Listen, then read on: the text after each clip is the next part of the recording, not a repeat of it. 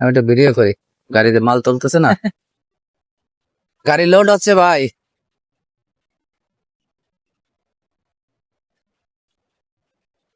আকাশটাও বেশ ভালো সুন্দর, আকাশটাও অনেক সুন্দর, গাছের সিনারিটা অনেক সুন্দর দেখা যাচ্ছে।